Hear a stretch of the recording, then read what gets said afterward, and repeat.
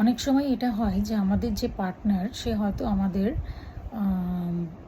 প্রচণ্ড ভালোবাসে, কিন্তু যেটা হয়ে থাকে সেটা হচ্ছে যে আমরা তার সাথে ঠিক করে কমিউনিকেট করতে পারি না। স্পেশালি যখন তার একটা স্বভাব থাকে যে সে হঠাৎ করে রেগে যায়।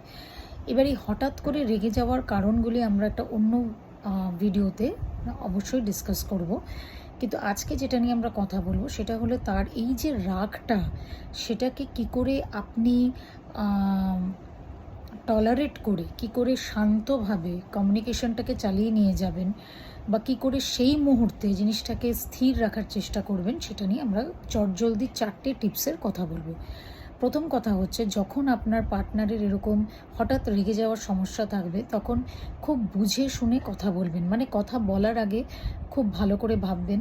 রাগের মুহূর্তটায় কোনো কথা এমন বলবেন না যেটা পরে আপনাকে অনুশোচনায় ফেলে। দ্বিতীয় নম্বর পয়েন্ট হচ্ছে, যখন এরকম প্রবলেম হবে তখন সেই পরিস্থিতি থেকে আপনি চট করে সরে আসার চেষ্টা করবেন। মানে মনে করুন, এটা ঠিক পালিয়ে যাওয়া নয়, মনে করুন অন্য ঘরে চলে গেলেন, মানে ওয়েট করলেন যখন আপনার পার্টনার শান্ত হলো তখন আপনি কথাটা প্রস্তুত করলেন তার সামনে। তৃতীয় নম্বর পয়েন্ট হচ্ছে, আপনার কনসেন্ট্রেশনটা অন্যদিকে সরিয়ে নিয়ে গেলেন। মানে কি, যদি আপনার সঙ্গীর এরকম রেগে যাওয়ার সমস্যা থাকে